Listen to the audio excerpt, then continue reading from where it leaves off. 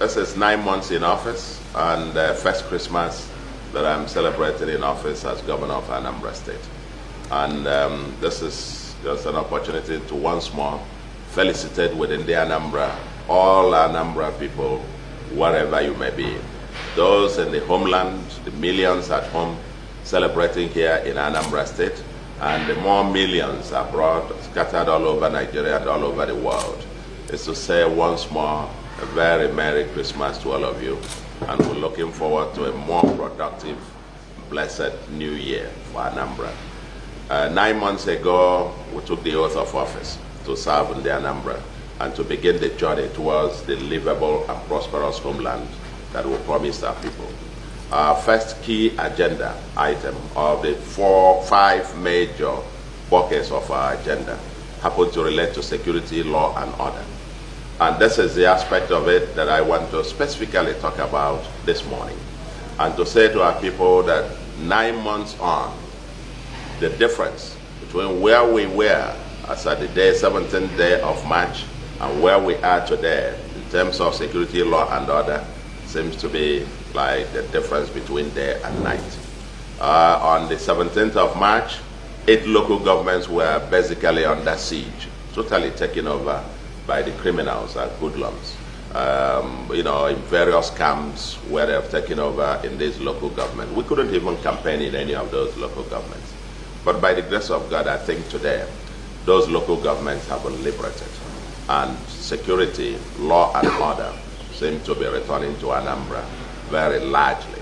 All the camps, they've been taken out from there. And some of the deadly criminals have been taken out for good.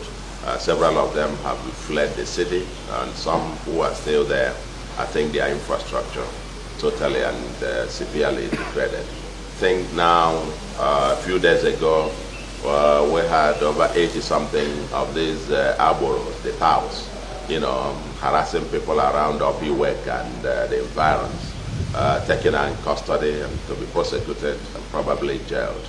And we're trying to keep our streets safe from the touts, from the criminals, and I think so far, so good. They're not totally out. Of course, you will never have a crime-free society, but as far as I can tell, Anambra, I don't know any state in Nigeria that is safer than Anambra today.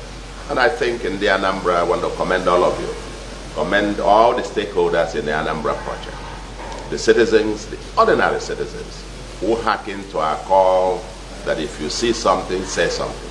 I commend our youths who are taking the destiny of this state in their hands. Our women, our men who were defying all the criminals and so on.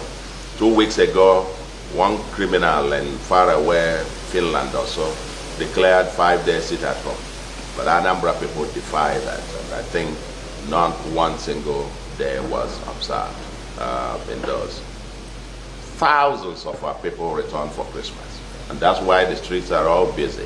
The usual traffic jams all over the place. But I also want to commend our special forces, task forces that we set up to ensure free flow of traffic. And I understand that in recent decades or so, this is the Christmas that you have the freest in terms of traffic flow in Anambra.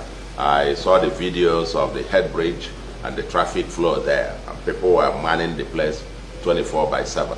And the other locations, high flash points in Anambra, Novi, Mpo, Globia, Okam, Abagana, and so on and so forth, 33 areas and so on. People trying to ensure that our people can move freely. I want to commend our youth, the Road Traffic Management Agency, the Ocha Brigade, vigilante services, and the Anambra youths, the volunteers who have offered to serve our people, just to keep our streets clear of the hoodlums and restore law and order. But more specifically, on this occasion, I want to use this occasion to especially appreciate the law enforcement agencies. The law enforcement agencies.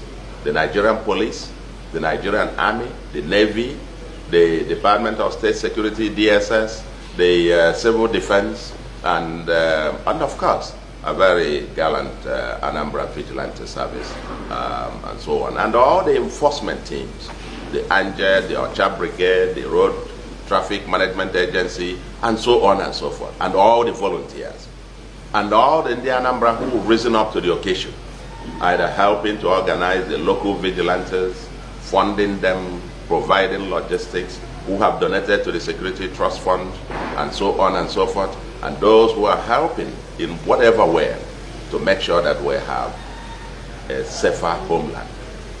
We set out to take back our homeland from the hoodlums. And all I can say, so far, so good. But there's still work to be done. The road ahead still challenging, and all hands must continue to be on deck.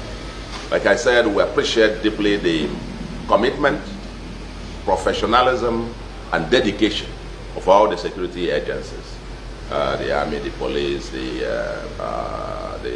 Navy, DSS, Civil Defense, and so on and so forth, and particularly the architecture that we have to secure our homeland, of which the roadblocks, the FOBs, forward operating bases, that we have everywhere, and we need more of them. They have been very, very critical in restoring the peace and order, security that we enjoyed so far. We would need even more of those in coming days, weeks, and months, not less. And I want to commend all those, these armed forces who sacrifice, who put their lives on the line to have our people sleep with their two eyes closed. Some of them have paid dearly. And I want also to remember at this particular occasion, this particular moment, all those who have paid the supreme sacrifice just to keep Anambra safe.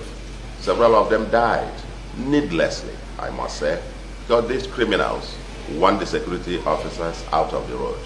But fortunately, and we thank God that they have remained resolute. May their souls rest in peace. And we would continue to provide all the support that we can as government and as the people of Anambra in support of all the security forces for what they are doing, the sacrifices that they make, their commitment and professionalism. Those roadblocks, those forward operating bases, we will continue to strengthen them, make them even stronger to keep our people safe and secured. It's not normal to have in normal circumstances, you wouldn't need these roadblocks and so on and so forth. But this is what we brought upon ourselves. Our people taking up arms in the bushes and involved in wanton criminality. This is what we brought upon ourselves, so to speak. But we now need, since they have decided to operate in abnormal way, we need abnormal solutions, as it were. Not always the most convenient, but the most effective in the circumstance.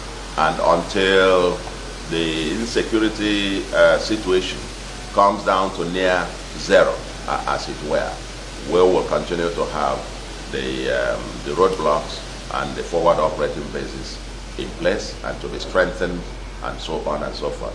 So I want to thank everyone who has been involved in this, in the Anambra particularly. Everyone has a role to play on the road ahead. If you see something, say something. If you say something, do something. The youth must rise and take our destiny in our hands. Your future is on the line. It is your future that we are keeping awake every day to secure. The future of our youth, your own children, and your grandchildren.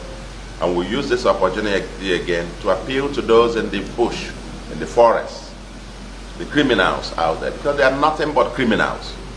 They are kidnappers and criminals. Come out. We offer you the opportunity to retrain you and to help you to start a new life, a new productive life. The course you have taken to by being in the bush is one that leads to nowhere. It's not going to take you to anywhere.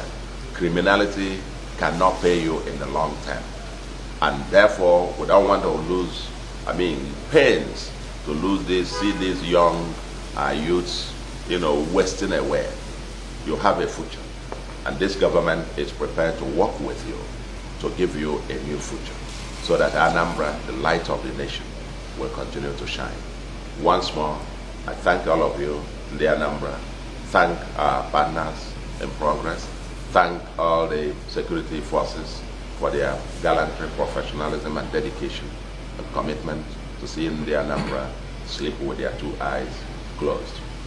Our journey to a livable and prosperous homeland is on course. And in the days ahead and months ahead, we will be giving you a first, if you like, an interim progress report. Maybe when we have the next 3 months when we celebrate the first year in office, we'll give you an interim progress report. But we are on course. Thank you very much. You know, today we have about 5,000 youths receiving training. Are you hearing me? Answering your question. I said today we have about 5,000 youths being trained everywhere. We don't know who they are. We don't know which of them where they came from. Who came from the bush or who is other. We have several people in our security network, about a few thousands, who are now helping to keep Anambra safe, involved in various security apparatus and enforcement teams. We don't know where they came from or whether they were part of this or volunteers, as the case may be. You see, we will continue. But one thing that we know for sure is that the size of those involved in those camps and criminality has kept shrinking and shrinking and shrinking. Whether they are part of the 5,000 being trained, nobody has, we don't have the specifics because nobody comes out to say, I am coming from the bush or I was in that camp, I'm now offering repentance and so on and so forth. But we'll continue to call on them. Come out. And I know that many of those camps, they are no longer there. They have been decimated, as the case may be. I understand some ran out of the state. I understand some, in various other forms, some say they have repented and taken one form or the other. So we don't know precisely how many who are now part of the people being trained and being empowered, or who have actually been empowered in our employment, as the case may be, because nobody comes and says, hey, I raised my hand, I was a former criminal of the bush. Nobody does that.